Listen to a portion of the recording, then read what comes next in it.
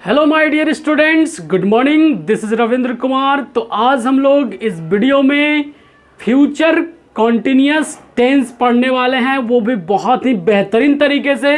अगर इस वीडियो को आप लास्ट तक देखते हैं तो आपको पूरे के पूरे चीज़ समझ में आ जाएगा कि फ्यूचर कॉन्टिन्यूअस टेंस में किस तरह के वाक्य रहते हैं, कैसे इसे पहचाने और इसके बनाने का नियम क्या है। और हम लोग अंग्रेजी में अगर इस तरह के वाक्य बोलना हो, इस तरह के सेंटेंस बोलना हो तो सर कैसे बोले। तो चलिए वीडियो को स्टार्ट करते हैं। तो स्टार्ट करने से पहले जल्दी से वीडियो को लाइक कर दीजिए। जितने भी लोग देख रहे हैं आप लोग जल्दी से लाइक करके कमेंट करके बताइए कि हम लोग कौन कौन देख रहे हैं इस वीडियो को।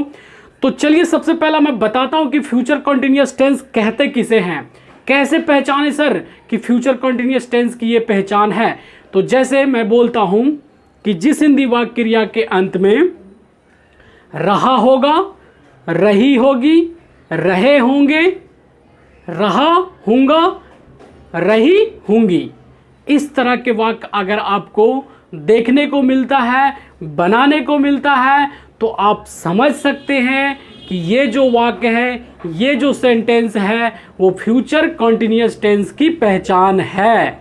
ठीक है। उसके बाद मैं बनाने का नियम की अगर बात करूं तो बनाने का नियम, इसमें आपको शैल और विल दोनों में से कोई एक यूज करना है, जो कि हम लोगों ने पहले भी शैल और विल के बारे में चर्चा कर चुके हैं। फ्यूचर कॉन्टिन्यूअस टेंस से पहले हम लोग जितने भी टेंस हैं, प्रेजेंट के 4, पास्ट के 4 और प्रेजेंट इंडेफिनिट, सारे वीडियो हम लोगों ने पढ़ रखा है। अगर वो सारे वीडियो आपने नहीं देखा है तो वो भी आप देख सकते हैं। आपको प्लेलिस्ट में जा करके देखना होगा, वहाँ पे जा करके देखेंगे, सारे वीडियो आपको अंग्रेजी के मिल जाएंगे।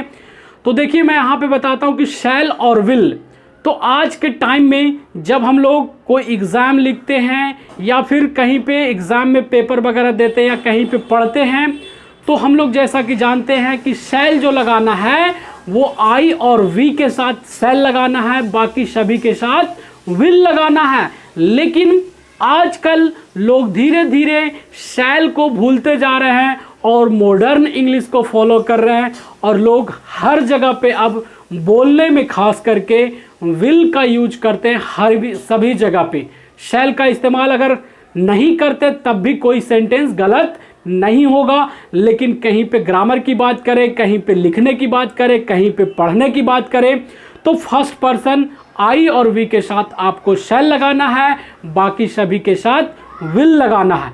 एक इसमें नया चीज आ गया है, बी, शैल और विल के बाद बी लगेगा, क्योंकि इसमें कोई भी काम जो होगा वो फ्यूचर में होगा और इस समय होता रहेगा। इस तरह के वाक्य, जैसे मैं बोलता हूं, कुछ सेंटेंस बोलता हूं, ध्यान से सुनिएगा। जैसे मैं कल अंग्रेजी पढ़ाता रहूंगा, तुम परसों बाजार जाते रहोगे, हम लोग खाना पकाते रहेंगे, हम लोग अंग्रेजी सीखते रहेंगे, तुम लोग क्रिकेट खेलते रहोगे, वे लोग शहर में रहते रहेंगे। तो आपने देखा होगा कि जो हमने वाक्य बोला उसके लास्ट में, उसके अंत में आपको रहा होगा, रही होगी, रहे होंगे, रहा हूंगा, रहा रही होंगी, इस तरह की अगर पहचान मिलता है तो आपको समझना है कि ये फ्यूचर कॉन्टिन्यूअस टेंस की पहचान है। और इसमें रहा, रही, रहे आ रहा है, तो कहीं ना कहीं जो वर्ब होगी वो मेन वर्ब में आपको आईएनजी लगाना है। जैसे इट में ईटिंग, गो में गोइंग, प्ले में प्लेइंग, रन में रनिंग, इस तरह के आपको मेन वर्ब में लगाना है। और आपको एज अ हेल्पिंग वर्ब आपको शैल और विल का यूज होगा, क्योंकि हम लोग फ्यूचर टेंस पढ़ रहे हैं और फ्यूचर टेंस में हम लोग क्या पढ़ रहे हैं, फ्यूचर कॉन्टिन्यूअस टेंस पढ़ रहे हैं। आई होप आपको समझ में आ रहा होगा। अगर आपको वीडियो पसंद आ रहा है तो वीडियो को जल्दी से लाइक कर दीजिए, क्योंकि आप लास्ट में भूल जाते हैं वीडियो को लाइक करना। और कमेंट करके जरूर बताएं कि वीडियो आपको कैसा लगा, कितना हेल्पफुल है, ताकि मुझे पता चल सके कि वीडियो आपको कितना समझ में आ रहा है। तो चलिए हम लोग बोर्ड पे चलते हैं और देखते हैं कि क्या एग्जाम्पल है, क्या बनाने का नियम है और क्या। तो देखिए यहाँ पे फ्यूचर कॉन्टिन्यूअस टेंस आज हम लोग जो पढ़ रहे हैं वो फ्यूचर कॉन्टिन्यूअस टेंस पढ़ रहे हैं। अब उसके बाद सबसे पहला सर पहचाने कैसे, आइडेंटिफिकेशन। किसी भी वाक्य को सबसे बड़ी बात होती है पहचानना। अगर आप किसी वाक्य को पहचाना सीख गए, बनाने का नियम जान गए, तो फिर आपके लिए अंग्रेजी आसान हो जाती है। तो यहां पे देखिए पहचान, आइडेंटिफिकेशन। जिस हिंदी वाक्य क्रिया के अंत में क्रिया रहना चाहिए, साथ में खाता रहेगा, पढ़ता रहेगा, सोता रहेगा, बोलता रहेगा, दौड़ता रहूंगा, तो क्रिया प्लस है ना, क्रिया प्लस मतलब कोई काम हो रहा है साथ में। तो जिस हिंदी वाक्य क्रिया के अंत में रहेगा, रहेगी, रहूंगा, रहूंगी, रहोगे इत्यादि इस तरह के पहचान दिखता है, तो आपको समझना है कि ये फ्यूचर कॉन्टिन्यूअस टेंस की पहचान है। अब हम लोगों ने सर फ्यूचर कंटिन्यूअस टेंस की पहचान तो सीख लिया। अब हमें बताइए बनाने का नियम क्या है, इसका रूल क्या है, स्ट्रक्चर क्या है, कैसे कन्वर्ट करें हिंदी से अंग्रेजी में, तो वो भी मैं आपको बताने वाला हूं। बस ध्यान से इस वीडियो को देखिए और लास्ट तक देखते रहिए। बनाने का नियम, रूल देखिए। बनाने का नियम हम लोगों ने जितने भी तरह के सेंटेंस होते हैं, अफर्मेटिव बोले या पॉजिटिव बोले, नेगेटिव बोले, इंट्रोगेटिव बोले, इंट्रोगेटिव प्लस नेगेटिव बोले, WH सेंटेंस बोले, तो इस तरह के वाक्य रहेगा, तो आपको कैसे बनाना है। सॉरी दोस्तों, लाइट कट चुकी थी, इसके कारण से थोड़ा सा ब्लर टाइप का हो गया होगा, तो इसके लिए क्षमा चाहते हैं। तो देखिए हम लोग ध्यान दीजिएगा, बनाने का नियम, रूल ध्यान दीजिएगा तभी आपको समझ में आएगा। मैं बार बार बता रहा हूं, बनाने का नियम सब्जेक्ट प्लस शैल या विल। आप जानते हैं कि दोनों में से कोई एक आई और वी के साथ शैल, बाकी सभी के साथ विल लगाना है। प्लस यहां पे एक नया चीज आ गया BEB, आपको साथ में लगाना है शैल बी विल बी के बाद। उसके बाद V4 का मतलब मेन वर्ब में आपको ING लगाना है, V4 में ING, भी मतलब कि ईट में ईटिंग, गो में गोइंग, प्ले में प्लेइंग, इस तरह से इस सेंटेंस में।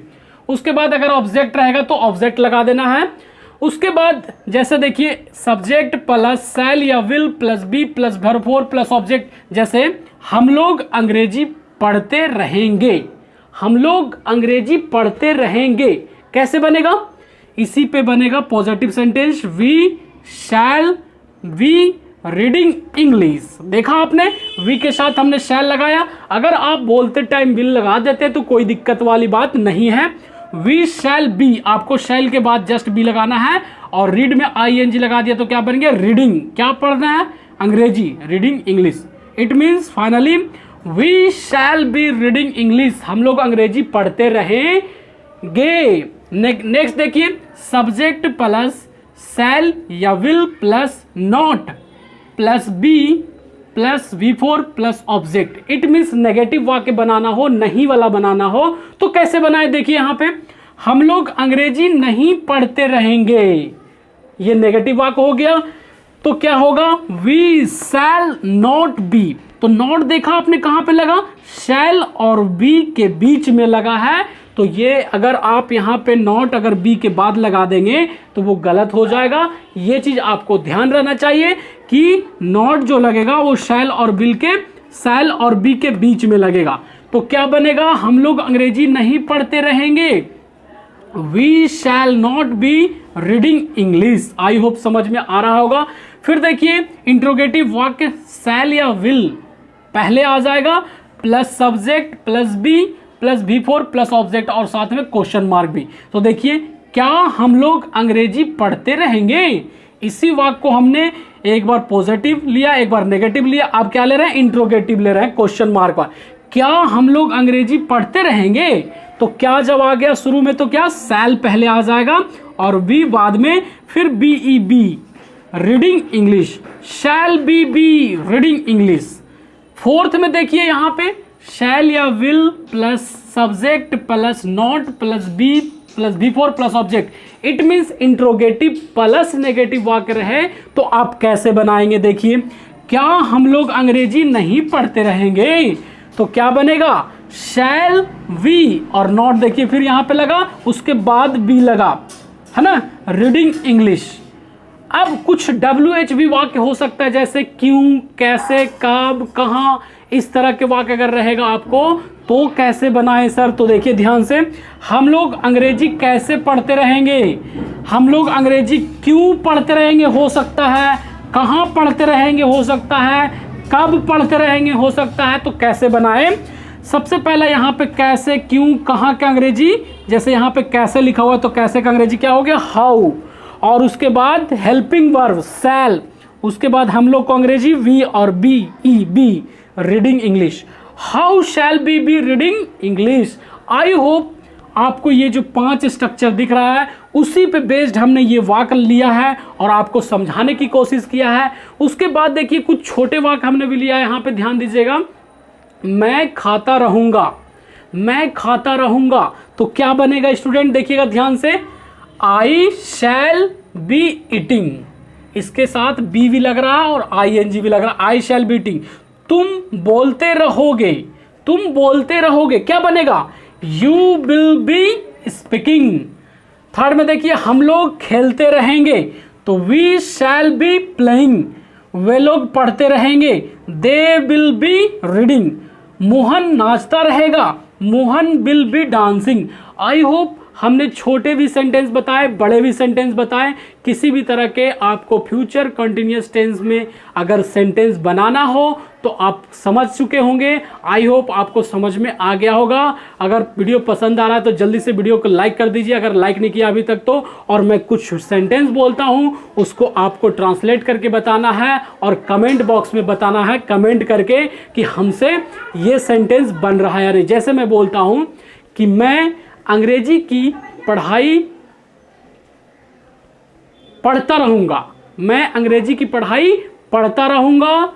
एक वाक्य हुआ, तुम लोग शहर में रहते रहोगे, हम लोग अंग्रेजी सीखते रहेंगे, वे लोग काम करते रहेंगे, हम लोग भारत माता की सेवा करते रहेंगे।